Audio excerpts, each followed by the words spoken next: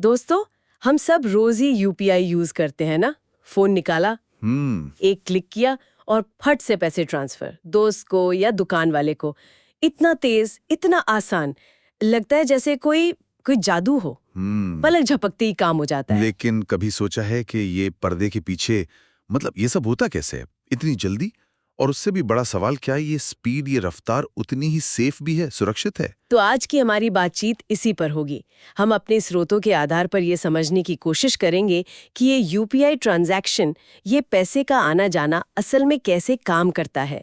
इसमें सिक्योरिटी की कौन कौन सी परतें हैं, और सबसे जरूरी, आजकल जो इतने फ्रॉड हो रहे हैं उनसे खुद को कैसे बचाया जाए। चलिए इसे खोलकर देखते हैं। बाहर से देखने में तो ये बहुत ही सीधा सा लगता है। ऐप खोला, जिससे पैसे भेजने उसे चुना, अमाउंट डाला, अपना वो सीक्रेट पिन डाला और भेज दिया। बस हो गया। लेकिन ये तो मतलब सिर्फ ऊपर की बात है। हाँ, असली कहानी तो अंदर की है। इसे एक आसान उदाहरण से समझते हैं। मान लीजिए किसी को अपने दोस्त, समझिए राहुल, उसको 500 रुपए भेजने हैं। तो सबसे पहले वो अपनी यूपीआई ऐप खोलेंगे और राहुल का वीपीए मतलब वर्चुअल पेमेंट एड्रेस वो डालेंगे, जैसे rahul@okisb। ये वीपीए एक तरह से आपके बैंक खाते का निकनेम जैसा है।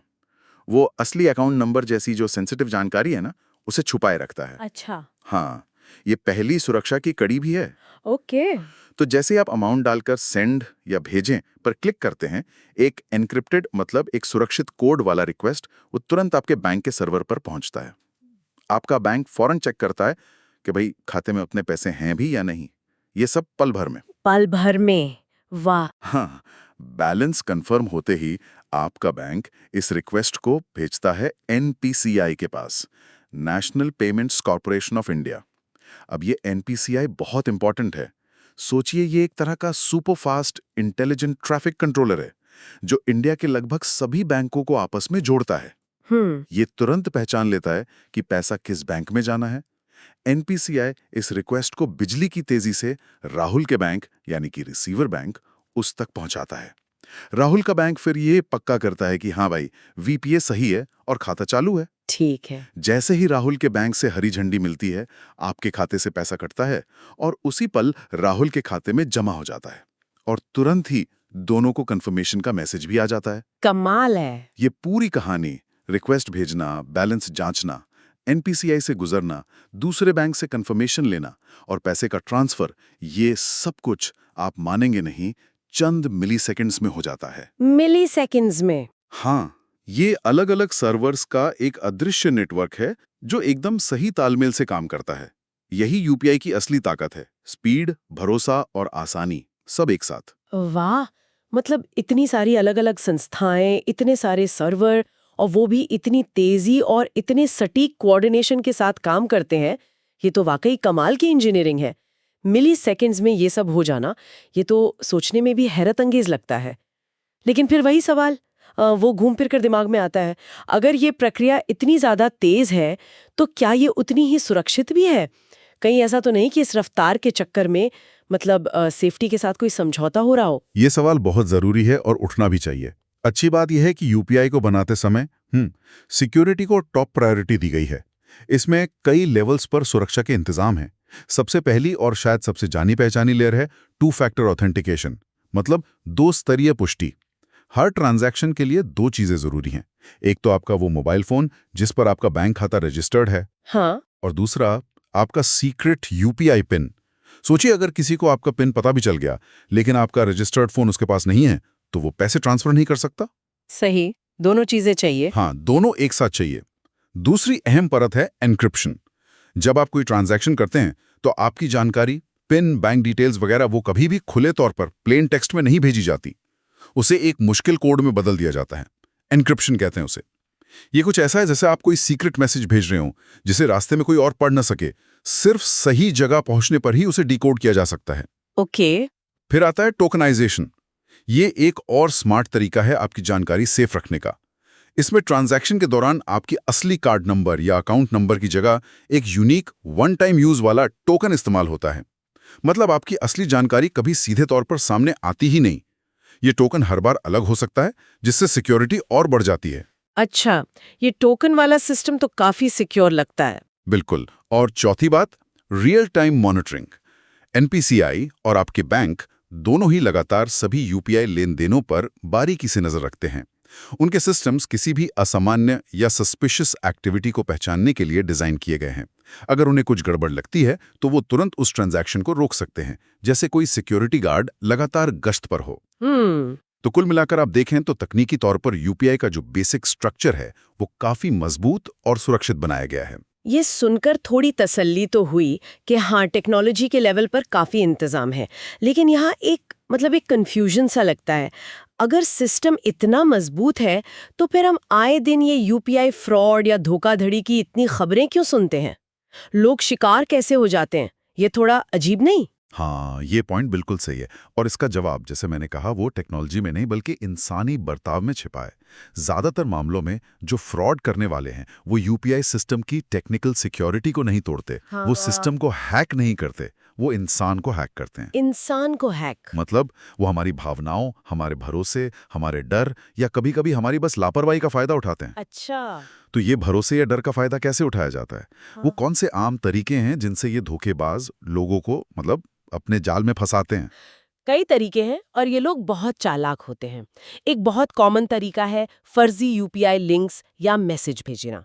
सोचिए, आपको एक एसएमएस या व्हाट्सएप मैसेज मिलता है, बधाई हो, आपने 10,000 रुपए का कैशबैक जीता है। अपना इनाम पाने के लिए नीचे दिए लिंक पर क्लिक करें और अपना यूपीआई पिन डालकर क्लेम करें। हाँ, ऐसे मैसेज तो आते रहते हैं। कितना लुभावना लगता है ना? बिल्कुल। पर जैसे ही कोई उस अनजान लिंक पर क्लिक करता है, या तो वो एक नकली पेज पर पहुंच जाता है जहां पिन डालते ही जानकारी चोरों के पास चली जाती है। अरे बाप रे! या फिर क्लिक करते ही फोन में कोई वायरस या क्या कहते हैं मैलवेयर डाउनलोड हो जाता है जो चुपके से आपकी जानकारी चुराता रहता है। लगता है बचना आसान है, पर हड़बड़ी में या लालच में कोई भी क्लिक कर सकता है। सही बात है। दूसरा तरीका और भी शातिर है, रिक्वेस्ट मनी स्कैम।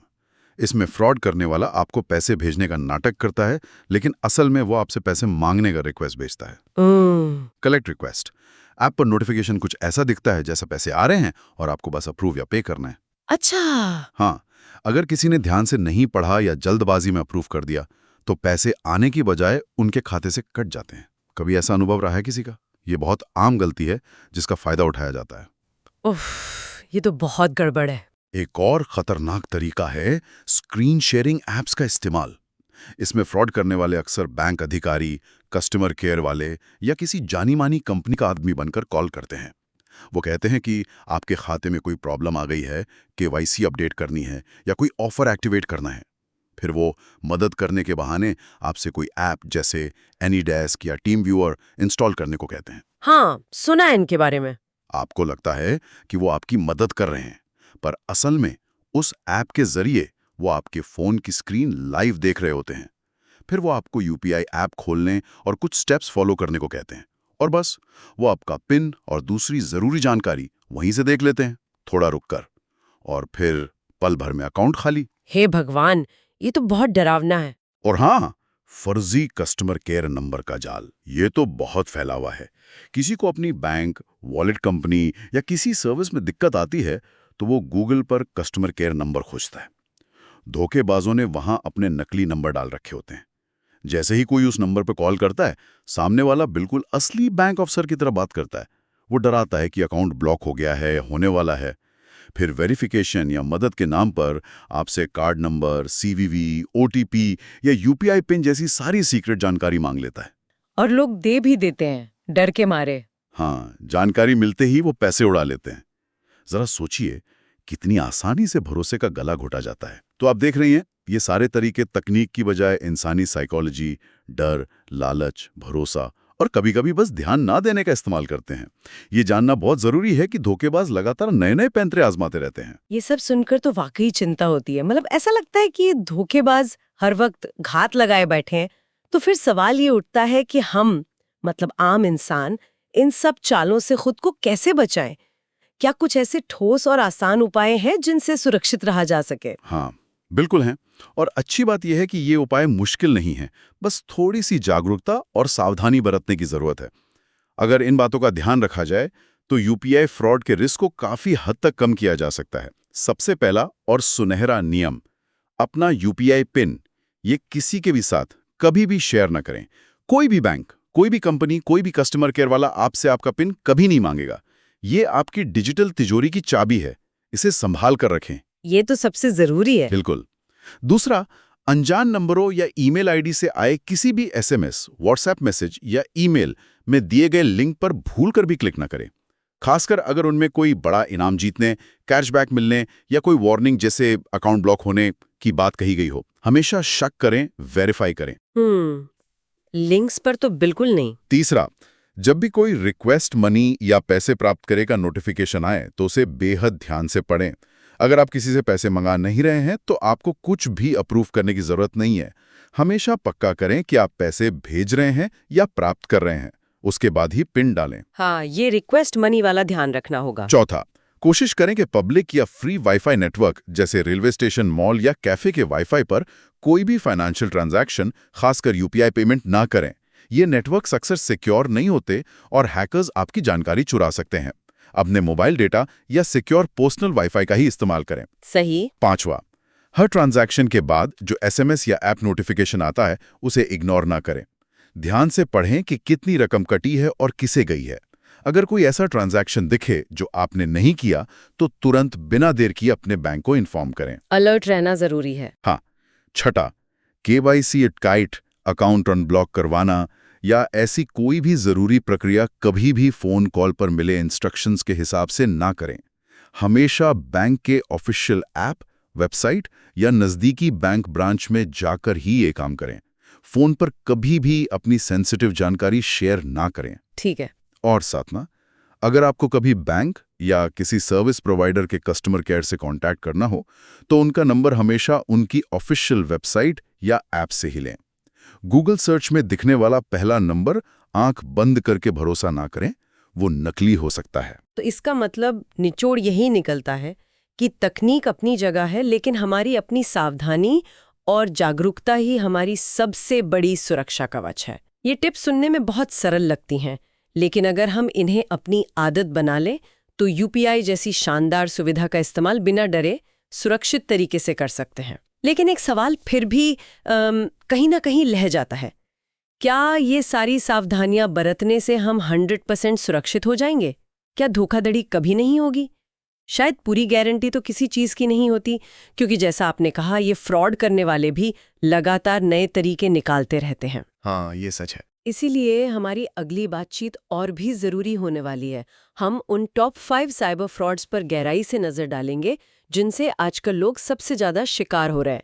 हम समझेंगे कि वो कैसे काम करते हैं और उनसे बचने के लिए क्या खास सावधानियां बरतनी चाहिए। और साथ ही हम इस पर भी बात करेंगे कि हमारे फोन और गूगल अकाउंट पर क्या सुरक्षित है और क्या नहीं, कौन से ऐप्स भरोसेमंद है, हमारी सर्च हिस्ट्री कितनी प्राइवेट है और हम अपने गूगल अकाउंट की सुरक्षा और प्राइवेसी सेटिंग्स को कैसे और बेहतर बना सकते हैं। ये जानकारी तो आज के दौर में हर स्मार्टफोन इस्तेमाल करने वाले के लिए जाननी बेहद जरूरी है ना? बिल्कुल जरूरी है। तो दोस्तों, आज हमने समझने की कोशिश की कि यूपीआई का जादू पर्दे के पीछे कैसे चलता है, ये तकनीकी रूप से कितना सुरक्षित है और सबसे अहम, हम अपनी समझदारी से धोखाधड़ी के जाल से कैसे बच सकते हैं। उम्मीद है ये जानकारी आपके लिए उपयोगी रही होगी।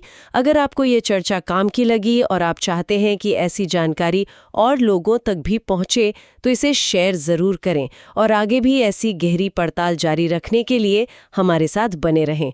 टिप्पणियों में अपने अनुभव जरूर साझा करें। क्या कभी आपका या आपके किसी जानने वाले का सामना यूपीआई धोखाधड़ी से हुआ है? आपके अनुभव दूसरों को सावधान करने और सीखने में मदद कर सकते हैं। हम आपकी सभी टिप्पणियों को पढ़ते हैं और उनसे सीखते भी हैं। अगली बार फिर मिलेंगे एक और अहम विषय की तह तक जाने के लिए। तब तक अपना ख्याल रखें, सावधान रहें और जागरूक रहें। अलविदा।